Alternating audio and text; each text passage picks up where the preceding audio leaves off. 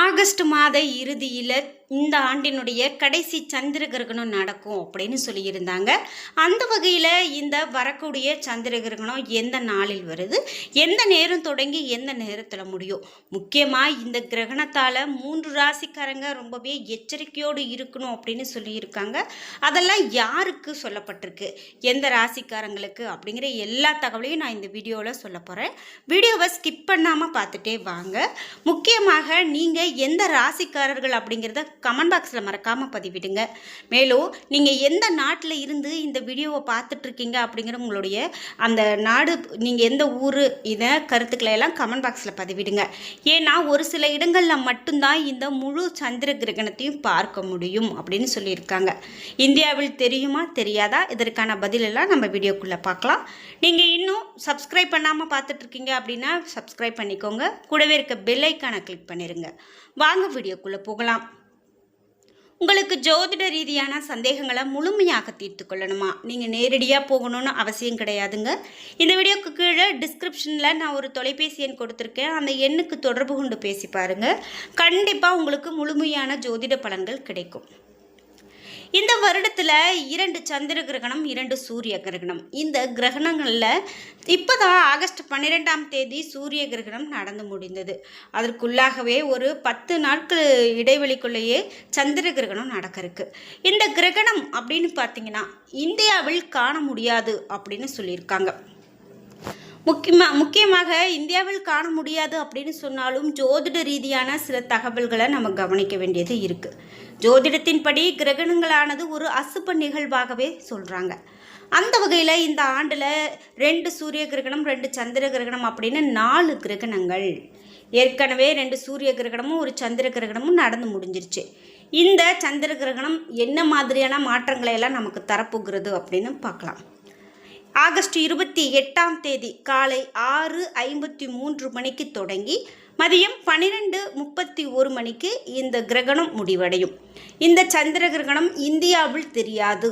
இருந்தாலும் இந்த கிரகணம் சனி பகவானுடைய கும்பராசியிலும் ராகுவினுடைய சதயம் நட்சத்திரத்திலும் நிகழ இருக்கு அப்படின்னு சொல்லலாம். இந்த சந்திர கிரகணத்தால் சனி மற்றும் ராகுவின் தாக்கம் இருக்கும். இந்த 2 கிரகணங்களுடைய தாக்கங்களினால சில ராசிக்காரர்கள் மோசமான விளைவுகளை சந்திக்க நேரிடலாம். குறிப்பாக ஆரோக்கியம், பணம், தொழில் தொடர்பான பிரச்சனைகள் அடுத்தடுத்து சந்திக்க நேரிடலாம். அப்போது ஆகஸ்ட் இறுதியில் நிகழும் ஆண்டினுடைய கடைசி சந்திர கிரகணத்தால் கவனமாக இருக்க வேண்டிய ராசிக்காரர்கள்லாம் யார் அப்படிங்கிறத பார்க்கலாம். இதில் முதலாவதாக சொல்லக்கூடிய ராசியின் நாம் கும்பராசி. கும்பராசிக்கு என்ன மாதிரியான பலன்கள் அப்படின்னு பார்க்கும்போது சந்திர கிரகணம் கும்பராசியில் நிகழ்வதாக சொல்லப்படுது. கும்பராசிக்காரர்கள் அதனுடைய தாக்கத்தை அதிகமாக உணரக்கூடும் அப்படின்னு ஜோதிட கணிப்புகள் தெரிவிக்குது. தொழில் வாழ்க்கையில் சில எதிர்பாராத மாற்றங்கள் ஏற்படலாம்.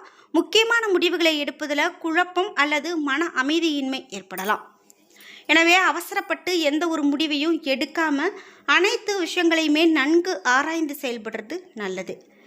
பேச்சில் கடுமை ஏற்படுவதால் குடும்பத்தினர், நண்பர்கள் அல்லது சக ஊழியர்களோடு கருத்து வேறுபாடுகள் உருவாகலாம். திருமண வாழ்க்கையிலையும் சிறிய பிரச்சனைகள் ஏற்பட வாய்ப்பு இருக்கிறதா சொல்கிறாங்க. ஆனால் நீங்கள் பெரிதாக எதுக்கும் பயந்துக்க வேண்டாம். இந்த கிரகண நேரத்தில் உங்களுக்கு நீங்கள் எந்த ஒரு முக்கியமான முடிவுகள் எடுக்கணும் அப்படின்னாலும் அதை சற்றே தள்ளி வைக்கிறது நல்லது. இதுபோல் இந்த காலகட்டத்தில் உடல் நலத்திலும் உங்களுக்கு கூடுதலான கவனம் செலுத்துவது ரொம்ப நல்லது. தேவையற்ற பயணங்களை தவிர்க்கணும். முக்கியமான வேலைகளில் கவனம் செலுத்த வேண்டியது பாதுகாப்பானதாக உங்களுக்கு இருக்கலாம். வேலை தேடுறவங்க சில தாமதங்கள் அல்லது பின்னடைவு இதையெல்லாம் சந்திக்க நேரிடலாம். முயற்சியை நீங்கள் கைவிடாமல் தொடர்ந்து செயல்பட வேண்டியது நல்லது. உங்களுக்கு ஏற்படக்கூடிய பிரச்சனைகள் இந்த நேரத்தில் சற்றே பெரிதாக நீங்கள் நினைப்பீங்க. அதே போல் உங்களுக்கு இது நடந்து முடிஞ்சிரும் அப்படின்னு நினச்ச காலகட்டத்தில் அது உங்களுக்கு பெரும் தடங்களையும் ஒரு மன அமைதியை கொடுக்காமல் இருக்கலாம்.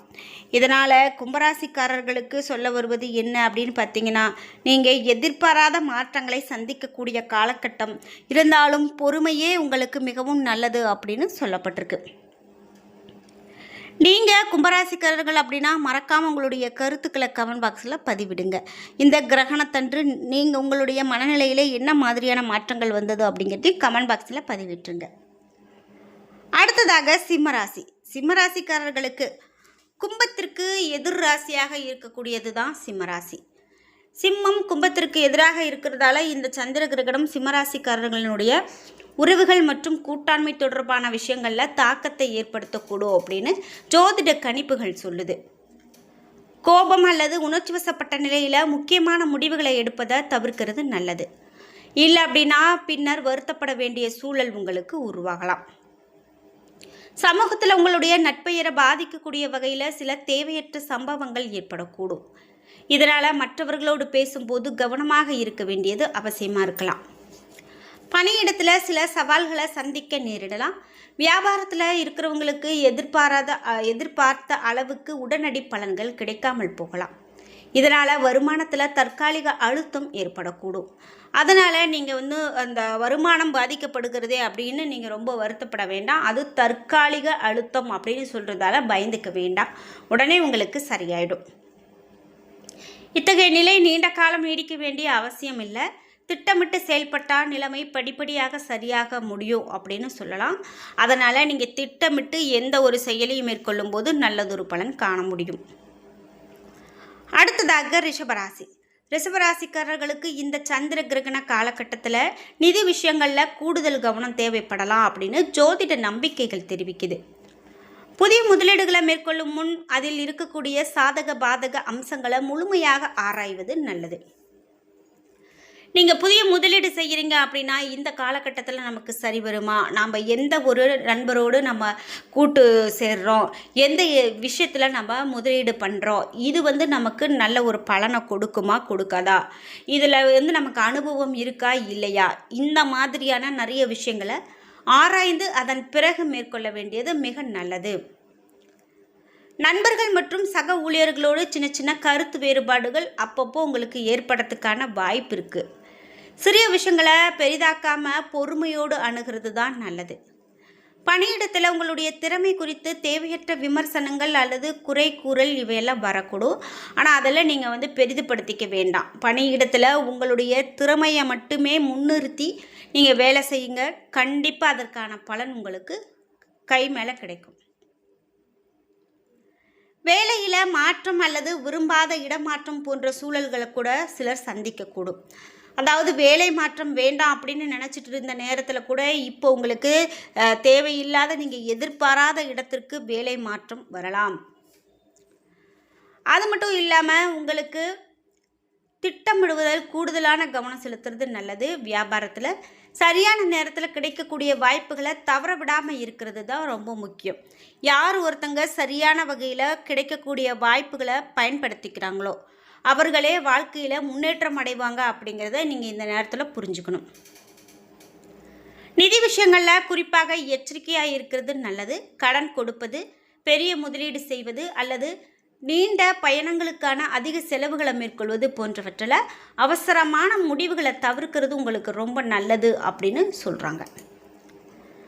இதே போல் கன்னிராசி, ஆண்டினுடைய கடைசி சந்திர கிரகணத்தால் கன்னிராசிக்காரர்கள் புதிய முயற்சிகளை தொடங்குவதை தவிர்க்கணும் அப்படின்னும், வணிகர்கள் எச்சரிக்கையோடு இருக்க வேண்டும் அப்படின்னும், அவசரப்பட்டு எந்த ஒரு முடிவுகளையும் எடுக்கிறத தவிர்க்க வேண்டும் அப்படின்னு சொல்கிறாங்க.